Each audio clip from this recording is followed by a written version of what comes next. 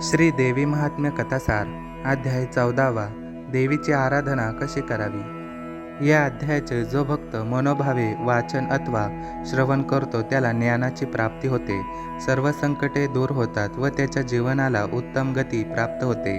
अध्यायाला सुरुवात करूया। श्री गणेशाय नमः। श्री दुर्गा देवे नमः। जगदंबेच्या चरणी नम्र अभिवादन करून आपण 14वा अध्यायाला प्रारंभ करूया। सुरतराजाने व वैश्याने देवांची आराधना करून आपले मनोरथ पूर्ण करून घेतले। ही कथा मागच्या अध्यायात आपण ऐकली आहे। ही कथा ऐकल्यानंतर शौनक व इतर ऋषींनी स्वतःना एक शंका विचारली। ते म्हणाले, गुरुवर्य, त्या देवीची आराधना आम्ही कशी करावी, तिचे स्वरूप कसे आहे याची आम्हाला माहिती कृपा करून सांगावी। स्वतःनी शौनक मुनींच्या विनंतीप्रमाणे ती माहिती सांगण्यास आरंभ केला। ते म्हणाले, सुरतराजाने सुद्धा मेधा ऋषींना तुमच्यासारखीच शंका विचारली होती। तो म्हणाला, मुनिवर्य, चंडिकेने घेतलेले असलेले 8 अवतार वर्णन करून आपण आम्हाला सांगितले आहेत, पण यातील कोणता अवतार श्रेष्ठ, कोणाचा स्वभाव कसा आहे, तसेच कोणत्या प्रकाराने कोणाची आराधना करावी या सर्व गोष्टींचे ज्ञान आपण आम्हाला द्यावे अशी आमची विनंती आहे। तेव्हा सूत शौनक मुनींना म्हणाले, मुनिवर्य, ते सत्य सर्वश्रेष्ठ आहे, ते कोणालाही सांगू नये असे पुराणामध्ये सांगितले आहे। पण आपण स्वतः श्रेष्ठ भक्त आहात म्हणून ते श्रेष्ठ सत्य तुम्हाला सांगत आहे। पण मुख्य गोष्ट अशी की यातील कुठलाच भाग इतर कोणा सामान्यांना सांगू नये अशी माझी इच्छा आहे। ती तुम्ही सदैव तुमच्या लक्षात असू द्या। ही देवी म्हणजे सर्व जगाची ईश्वरी शक्ती आहे। ही महालक्ष्मी त्रिगुण स्वरूपाची आहे। यामधील तिचे मुख्य रूप हे सात्विक रूप आहे।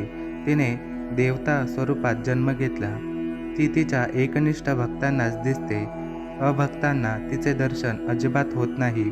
आपल्या हातात मातृलिंग, गदा, केटक, पानांचं पात्र घेतलेलं असं तिचं सात्विक रूप आहे। मस्तकावर नागाचे लिंग आहे। तिचा वर्ण सोन्यासारखा पिवळा धमक आहे। तिच्या अंगावरचे सर्व दागिने शुद्ध सोन्यापासून बनविलेले आहेत। असे हे देवीचे तेजस्वी सात्विक रूप पाहताना भक्तांना समाधान मिळते। तिला अशा स्वरूपात पाहून सर्व भक्त तिच्या पुढे नतमस्तक होऊन जातात व आपोआपच मनापासून या देवीला साष्टांग नमस्कार घालतात। दुसऱ्या अवतारात तमोगुणी रूपामध्ये ती अवतीर्ण झाली आहे। या अवतीर्ण रूपात तिच्या कांतीचा रंग काळाकुट्ट आहे। या अवतारालाच सर्वजण महाकाली असं म्हणतात। या तमोगुणी रूपात ती अतिशय आकराळ विक्राळ दिसते। तिचे डोळे मोठे मोठे आहेत। गळ्यांमध्ये मानवी मुंडक्यांच्या माळा आहेत। एका हातामध्ये तलवार आहे तर दुसऱ्या हातामध्ये पानपात्र आहे। तिसऱ्या हातात केसांना धरलेले एक मुंडके असून चौथ्या हातात खेटक शस्त्र आहे। अशी ही 4 हात असलेली महाकाली लक्ष्मीला भेटली व अतिशय नम्र भावाने म्हणाली, माते, तुला मी नमस्कार करते। आता मला तू नाम व कर्म दे।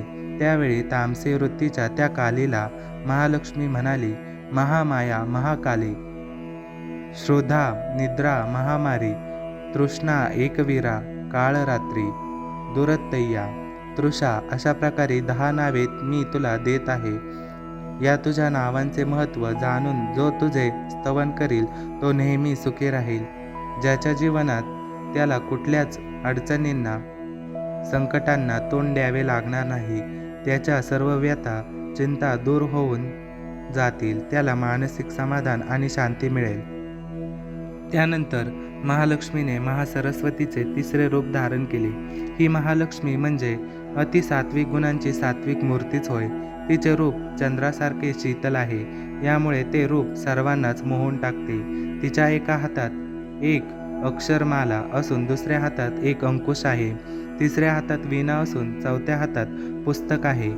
या महासरस्वतीला सुद्धा एकूण 10 नावे आहे। ती याप्रमाणे महाविद्या, कामधेनु, भारती, आर्या, ब्राह्मी, वाकू, सरस्वती, महावाणी, वेदगर्भी, धीधरी। महाकालीला व महासरस्वतीला महालक्ष्मी म्हणाली, तुम्ही दोघींनी आता कन्या व पुत्र निर्माण करा। मी सुद्धा माझ्या पासून कन्या आणि पुत्र निर्माण करते. महालक्ष्मीने आपल्यापासून एक कन्या व एक पुत्र निर्माण केला. तिचा पुत्र म्हणजेच ब्रह्मदेव, तसेच कन्या म्हणजे लक्ष्मी. या मुलांचीच पुढे विधी, हिरण्यगर्भ, विरिंची अशी ही नावे रूढ झाली.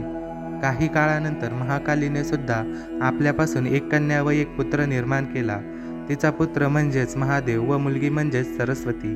कालीने आपल्या आवडीनुसार या मुलांना आणखी नावे दिली. पुत्र महादेव यास नीलकंठ, श्वेतांग, शंकर, रक्तबाहू, कपर्दी, चंद्रशेखर, त्रिलोचन, स्थाणू व ईश्वर इतकी नावे दिली. याप्रमाणेच कन्या सरस्वतीला त्रयीविधी, कामधेनू, स्वरा, भाषासक्षा अशी आपल्या आवडीप्रमाणे नावे दिली. महाकालीनंतर महासरस्वतीने सुद्धा आपल्यापासून एक पुत्र आणि एक कन्या निर्माण केली. तिचा पुत्र म्हणजे विष्णू व मुलगी म्हणजे गौरी. महासरस्वतीने आपल्या मुलाला व मुलीला आपल्या आवडीची अनेक नावे ठेवली. ती अशी: मुलांची नावे विष्णू, कृष्ण, ऋषिकेश, वासुदेव, जगन्निवास, जनार्दन. मुलीची नावे उमा, चंडी, सती, गौरी, सुभगा, शिवा व सुंदर. अशा प्रकारे तिघी देवांना मुलगे व मुली झाल्या. त्यांचे जीवन अतिशय सुखी होते. तिघी जणींची मुलं वयानं वाढली, मोठी झाली, उपवर वधू झाली, म्हणजेच लग्नाच्या वयाची झाली. त्या सर्वांची लग्नसुद्धा उत्तम प्रकारे साजरी झाली. महाकालीची मुलगी सरस्वती हिचं लग्न ब्रह्मदेवाशी झाले, तर विष्णूचे लग्न लक्ष्मीबरोबर झाले. गौरीचे लग्न महादेवाबरोबर झाले. याप्रमाणे हे तीन श्रेष्ठ देव ब्रह्मा, विष्णू, महेश आपापले लग्न करून सुखात राहू लागले. या लक्ष्मीने प्रत्येक मुलाला एक अपूर्व असे सामर्थ्य दिले होते. ब्रह्मदेवांना या सृष्टीची निर्मिती, उत्पत्ती करण्याचे सामर्थ्य दिले.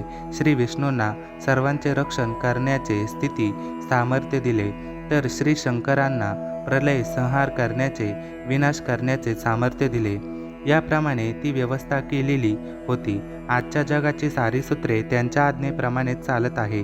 या सर्वांना प्रेरणा देणारी देवी मात्र जगदंबाच होती. ही गोष्ट विसरून चालणार नाही. जगात दिसणारे सर्व माया, मोह हे ती जगदंबाच निर्माण करते. यावरूनच तिचे थोरपण, श्रेष्ठत्व आपण लक्षात घेतले पाहिजे. ब्रह्मा, विष्णू, महेश्वर हे त्या जगदंबेनेच मायेने निर्माण केले. म्हणूनच ती महालक्ष्मी ही सर्वश्रेष्ठ देवता आहे. श्रद्धेने व मनापासून तिची जो भक्त पूजा करतो त्याला ती नेहमी सुख आणि शांतीचा लाभ मिळवून देते. ही सर्व कथा मेधा ऋषींनी राजा सुरताला सांगितली होती. तीच कथा नंतर शौनक व इतर ऋषी मुनींना सुद्धा सांगितली. या अध्यायातील माहिती वाचून तीच कथा इतर सर्वांना कळेल. अशा प्रकारे श्री देवी महात्म्य कथासार यातील अध्याय 14वा समाप्त होत आहे. व्हिडिओ आवडल्यास लाईक आणि शेअर करा. तसेच चॅनेलला सबस्क्राईब करा. धन्यवाद.